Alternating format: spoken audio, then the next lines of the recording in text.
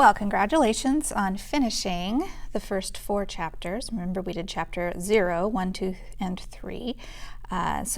Completing all of the stuff you need to know about the mechanics of a derivative, how to do it, what the rules are. Now we can see how a derivative is useful. Chapter 4 is going to be all about the applications of a derivative and how we use it in real-life situations, how people model things. You hear about making a model, modeling things out, gaming things out, planning things out. It's all based on calculus. So we'll see how that is useful for in today's modern world. All right, hopefully you've got your 4-1 notes. We're going to talk about some definitions today, some vocabulary, talk about something called an extrema and the difference between an absolute and a local. Extrema, we'll talk about one theorem called the extreme value theorem, and then we will walk away with a candidate's test, so something that you can use that you'll be applying in certain situations. So let's talk about some vocab first. Extreme values of a problem. There are different classifications. There are max and min extreme values of but there are also local versus absolute. So when you've got an absolute minimum, it is the lowest. There is no smaller value anywhere, okay? So if you go all the way across this whole function, nothing will ever be smaller than that value. Another word that they use for that is global. Okay, global and absolute mean over the entire domain of this function, there will not be anything else lower than that in terms of a y value. Then you have your absolute maximum, which is right here. Okay, again, global being another word. And so there is no other value higher than that anywhere on the domain of this function. All right, then you've got things that are called local. You have a local maximum. We have one of those. There's no greater value nearby. Okay, so the idea of nearby. So of course there is something higher than that over the entire domain of the function, but in this general region there is nothing in that neighborhood higher than that, and so sometimes we call that a relative. Okay, so those close to you are your relatives. This is in a close neighborhood of this area. There isn't another one higher. And then we've got local minimums. There are 2. Because in these regions right here and at this endpoint, there is nothing nearby that's lower than it. Okay, there is something absolutely lower, but there's nothing nearby. So just in terms of, so you know the vocab. The extreme value theorem applies to a situation on a closed interval. So a couple of the requirements: f has to be continuous. If it's not continuous, the extreme value theorem doesn't apply. It also has to be a domain of a closed interval from A to B. If those 2 requirements are met, then the extreme value theorem says it will have both a maximum and a minimum somewhere on that interval. But it has to be continuous and it has to be closed. So in the first example, there's the absolute max, and here's the absolute min. It's continuous on a closed interval. On a decreasing function, the absolute max will be on the left and the absolute min would be on the right. So max is sometimes capital M, min is sometimes lowercase m, but that gets a little confusing sometimes because we've already used lowercase m to talk about slope. So I usually don't refer to a minimum with a lowercase m. This function here has an absolute max. It has 2 minimums. It has a local min on the left, and then it has its absolute minimum on the right. And then this function here has an absolute min, and it has 2 maxes. It has a local or a relative max, and then it has an absolute max on the right. So the opposite of the extreme value theorem is something I made up called the non-extreme value theorem. Okay, so remember, if f is continuous, then we are guaranteed to have both a max or a min. So the non-extreme value says if f is not continuous, or if the interval is not closed on both ends. Okay, so one end opened, one end closed. Then f might or might not have both a max or min.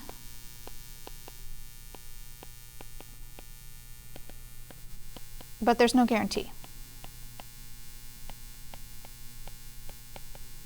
Okay, so the extreme value theorem guarantees the existence of a max or min on a continuous or closed interval. So the opposite of that would be if it's not continuous or if the interval is not closed, it might have a max or min, but there's no guarantee that it will, and it might not.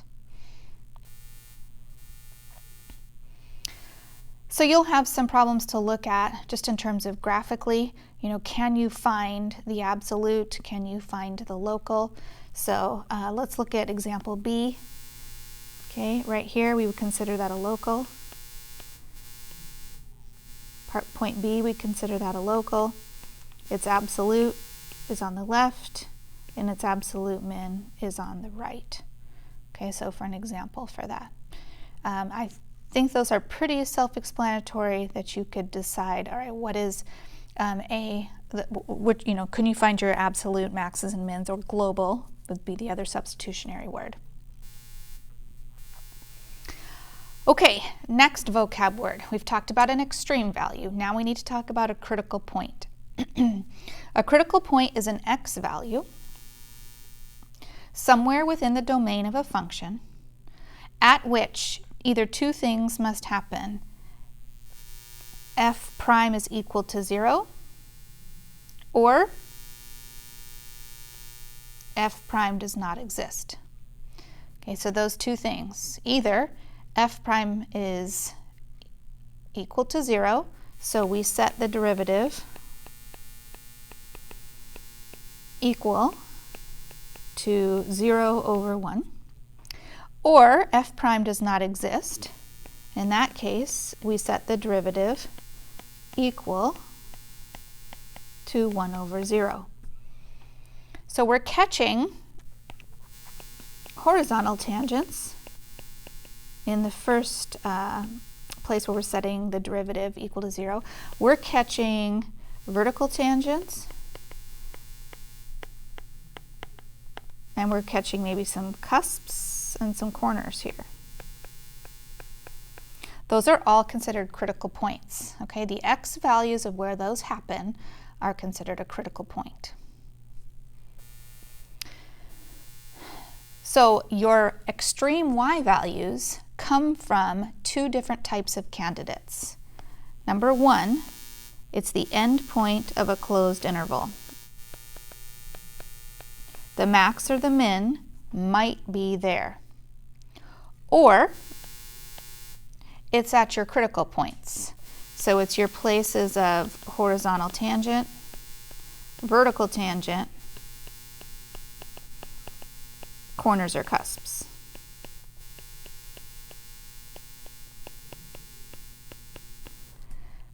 Okay, so one thing to notice when you're talking about an extreme, it's always the y value. When you're talking about the end points and the critical points, it's always the x value.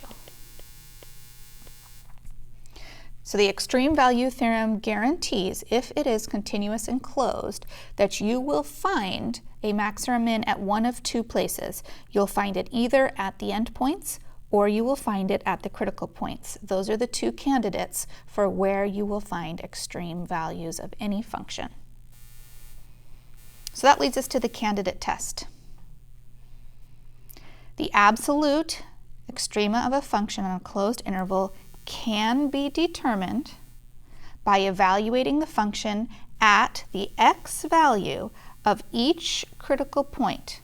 Okay, and then here are the two places where it could be either the derivative equals 0 or the derivative does not exist, and at each endpoint. those are the candidates. Assuming that it was a closed interval and continuous, the candidates are the critical points and the endpoints. And the extreme value theorem guarantees that one of those will be your absolute max and one of those will be your absolute y. Okay, your absolute minimum value for y. That is the candidates test. So let's do it. Find the absolute max and min of this function. All right, it is continuous.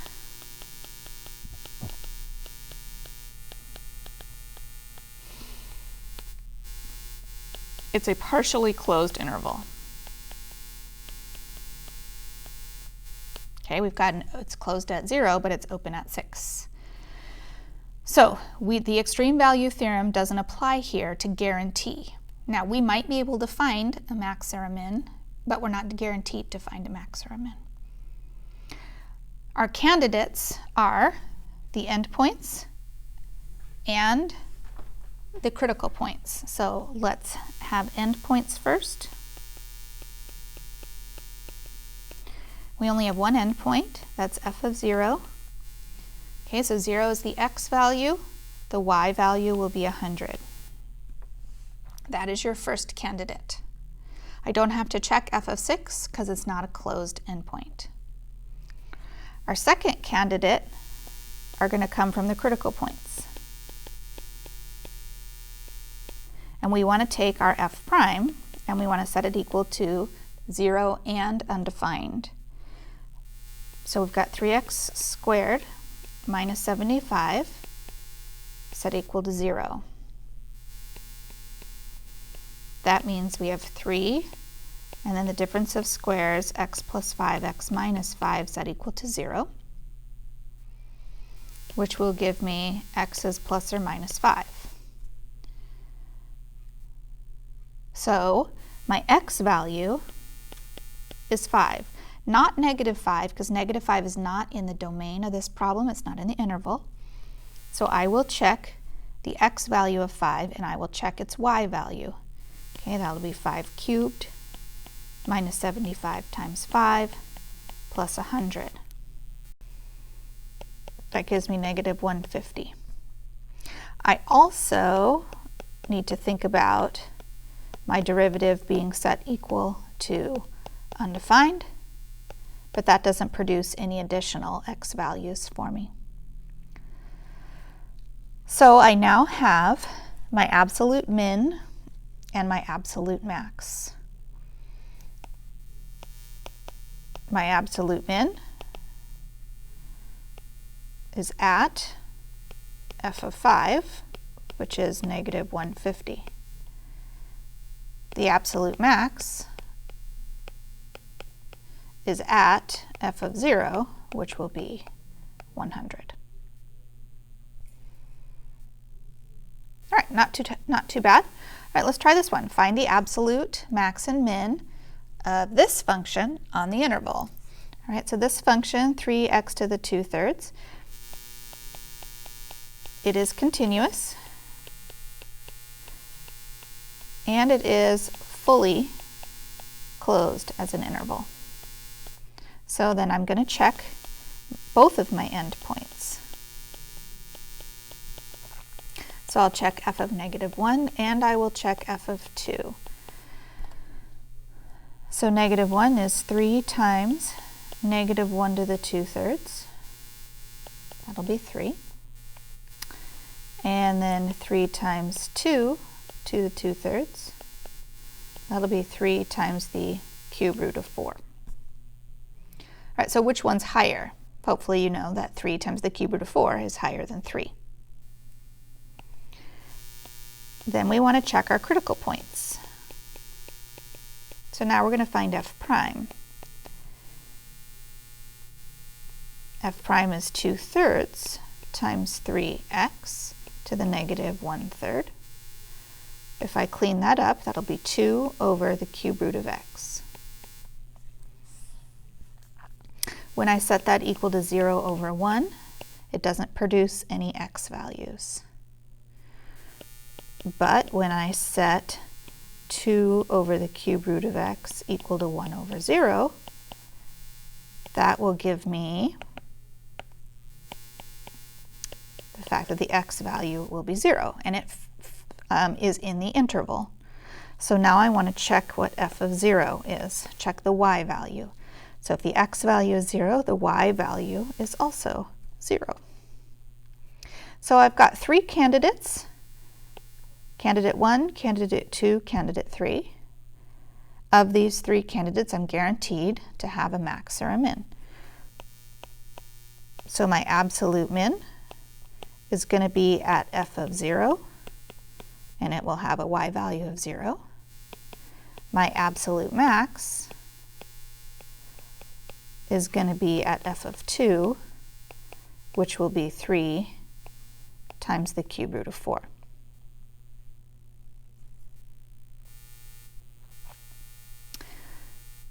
Find the extreme values for this function.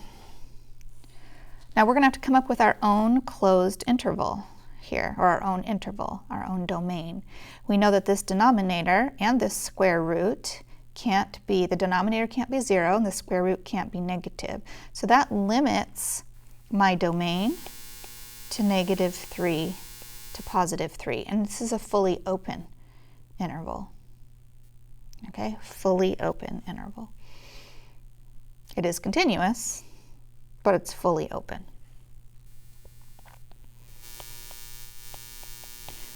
So we want to think about our candidates, and we have no endpoints because this is an open interval, which means I'm only going to have candidates coming from my critical points.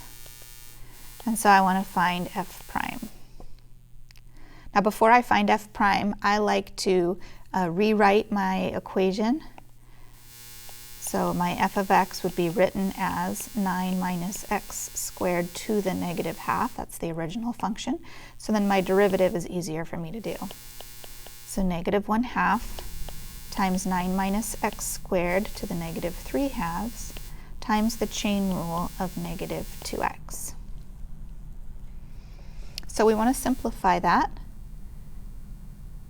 I've got 2 negatives. That will make a positive. I've got 1/2 reducing 2. So I have x over the square root of 9 minus x squared, that quantity cubed.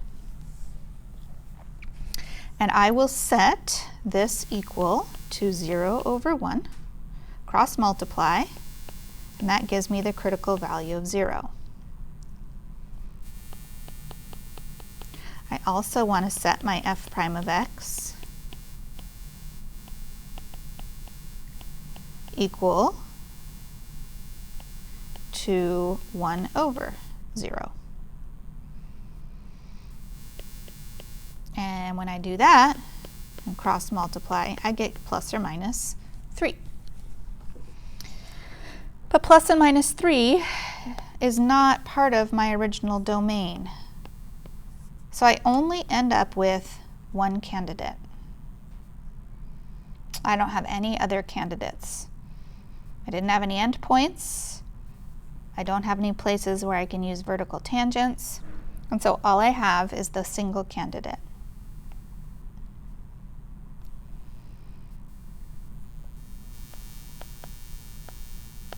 All right, so what kind of absolute is that? We know that f of 0, when I plug 0 back in to get the original y value, that'll give me 1 over 3. But is that an absolute max, or is that an absolute min? Okay, well, one way to check that, I think, is to check what would be close. We can't use plus or minus 3, but we could use 3 minus, or we could use -3 plus. That just helps us compare. So we can't use -3 itself, but what if we had used something close to that? So let's use 3 minus. And let's just think about that. So 3 minus, excuse me, I'm plugging it into the original function. 1 over the square root of 9 minus 3 minus squared. That's going to give me 1 over 0, but it's going to be a positive, which means I'm going to have positive infinity.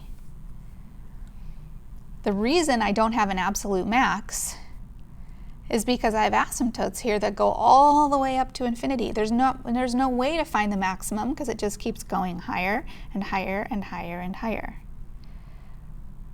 The same thing would happen at -3 plus. So that means that my critical point here is producing an absolute min. That is the smallest that this could ever be. Okay, it will never be any smaller than that.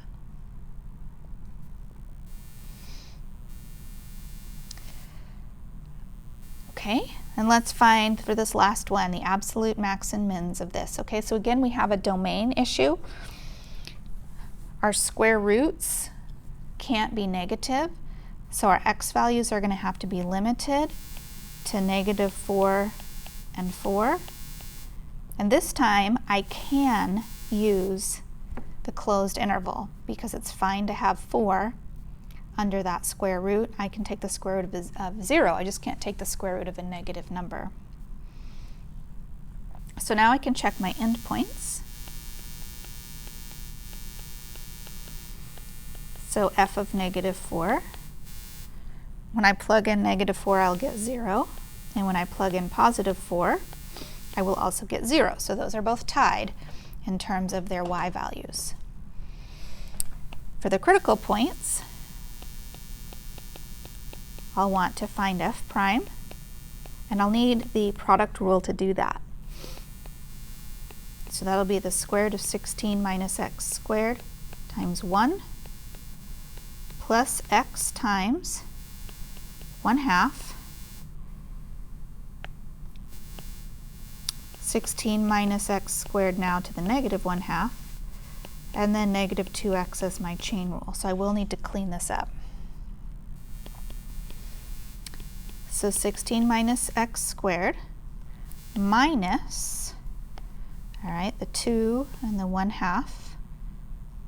So I'm left with a numerator of x squared and a denominator of 16 minus x squared.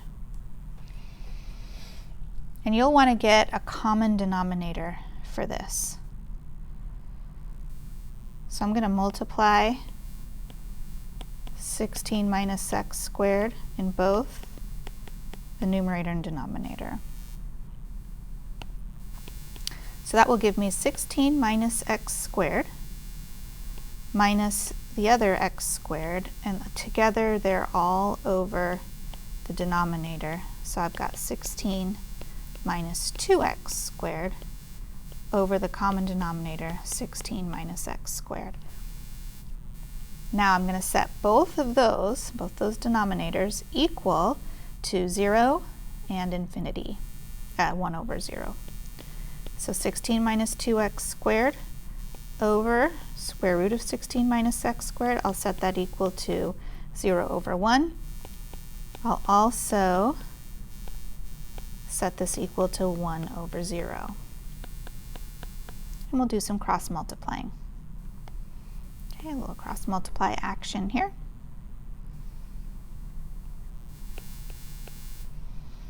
That gives me 16 minus 2x squared equals 0, which tells me that x is equal to the plus or minus square root of 8, which can simplify. And then this one, when I cross multiply, that will just tell me that x is plus or minus 4. So I have several other candidates that I can use for my absolute max or mins. Remember, I had these two candidates from the beginning. So now I want to check what is f of -2 rad 2, what is f of positive 2 rad 2, and f of 4 and f of -4. Now notice that these two are the same as the endpoints that we already had in green up there, so I don't need to do them again. So I'm going to get rid of them. So I only need to check 2 and -2. Excuse me, 2 rad 2 and -2 rad 2. And remember, you're plugging it back into the original problem. We want to find the y value, not the slope value. We want to go back and find the y value. So -2 rad 2 on the outside over 16 minus -2 rad 2 on the inside. That'll be -2 rad 2 times the square root of 16 minus 8. That'll be -2 rad 2 times the square root of 8, which is -8. And then I'll check 2 rad 2 in the same function, and that will turn out to be +8. So now I've got my other two candidates. And now I'm guaranteed that I can tell, well, I found my absolute max and I found my absolute min. So it ended up that these zeros here weren't either the max or the min, which means that they were local, not absolute.